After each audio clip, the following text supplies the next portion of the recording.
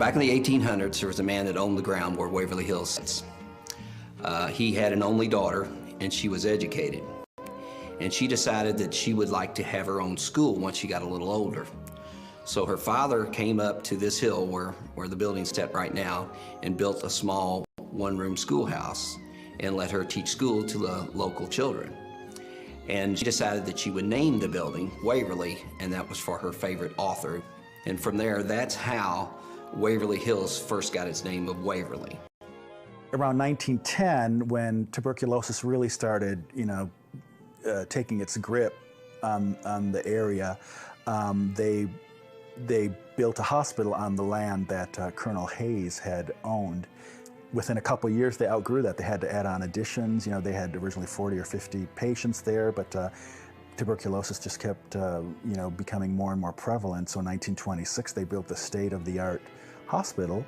One of the features of which was to take advantage of these cooling breezes. And, they didn't know much about tuberculosis back then. They thought really all you could do was keep a person rested and well-nourished and give them lots of fresh air, and that's what would cure the disease. Waverly was one of the first tuberculosis hospitals in the southeastern part of the United States. It was built, actually finished in 1926, the current building that is there. It treated tuberculosis patients all the way up to the early 1960s when a cure and penicillin was developed at that point. After that, it became a geriatric hospital for several years, and that hospital for the elderly was closed down in the early 80s. And ever since then, it's been pretty much vacant as a working facility of any kind. The best I could measure the building, we have 108,000 square feet. It would house 500 patients. And at the time that it was built, which is 1926 when it was completed, this was considered a state-of-the-art building. There was always one main doctor, and then there was usually 6 other doctors under him, and then from there it would vary, maybe go up or down. And then the nursing staff, they actually had a separate building that was behind the main hospital. It was just to house the nurses, and I understood that there was anywhere from 60 to 75 nurses at a time that lived in that structure.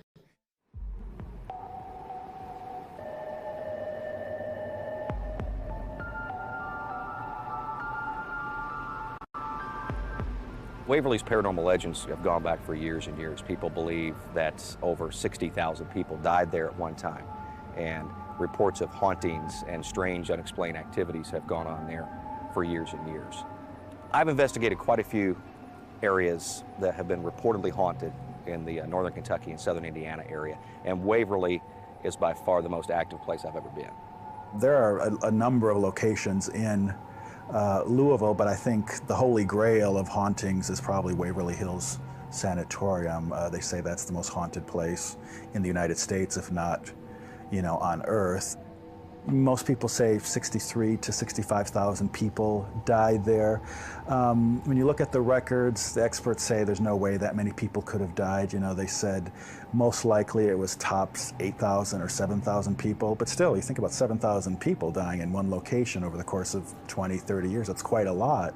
There's been a large debate on how many people actually died up here. So we started a memorial site where we tried to get people and families that had any kind of death records where we could prove that people up here died up here. We're up to about 11,000 that we can prove. We assume that there's a lot more than that. Well, Waverly's always been known to be haunted. And, no one's going to believe anything till they see it for themselves. I wouldn't either, but I have seen things up here for myself. It can scare you. I don't care who you are, you're not ready for it. I've ran out of this building more times than I could count, and I will again, I'm sure. It's not the last time. But there's a lot of stories that do go along with the building, and a lot of them we don't know what's true, what's not. There are some stories that we have found out that are true.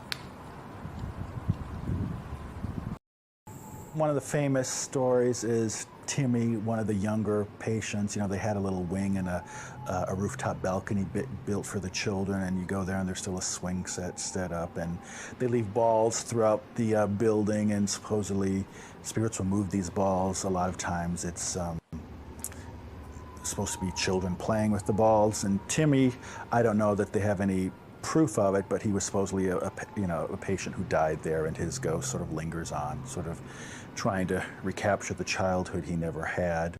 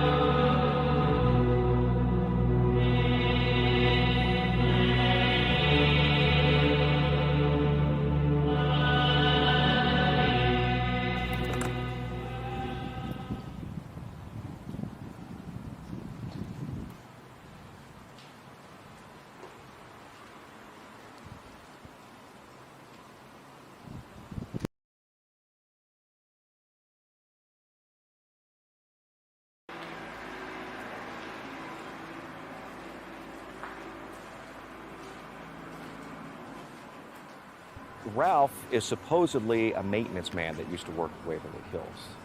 People seem to hear chains, not in the typical ghostly sense, but more like sounds of keys and so forth, walking down the hallways. And the owners kind of contribute that to a man named Ralph who used to work at Waverly years ago, who was the maintenance and caretaker for the building.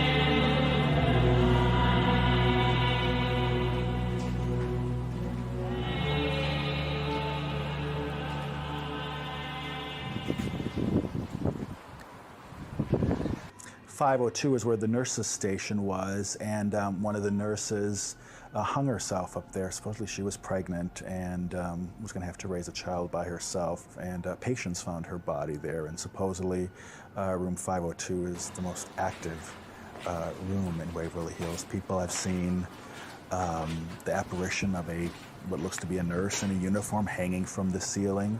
Other people have seen sort of your typical stereotypical nurse walking the corridor outside that room.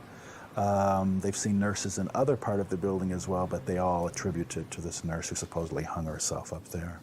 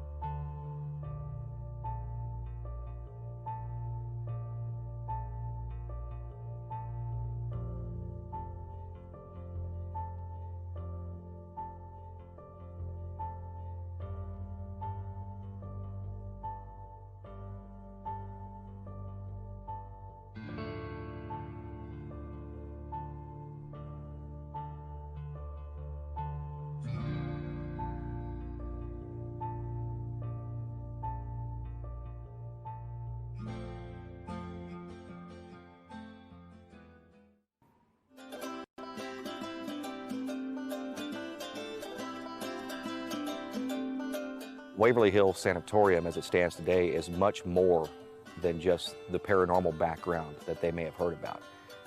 It's full of history. It's a legitimate historical landmark in this town. The Mattingleys recently purchased it. They're the ones that get the credit for saving the building. They conduct tours around Halloween, but then they do historical tours. But they stabilized the building. They put in new windows. They're currently working with a local architect, and the plan is to turn it into a B&B or something like that. I know exactly what I want Waverly to be in the future. Basically, the first floor is going to stay kind of like it used to be, kind of administrative, where you could use it for different office type venues, whether they're gift stores or whatever. We would have the second, third, and fourth floor as a bed and breakfast, and then on the fifth floor that would actually be the restaurant and rooftop restaurant. It's a beautiful view up there. You get to look out over the Ohio River. You can look across the river and see Caesars, and it's just a great view, nice breeze, and it's just perfect.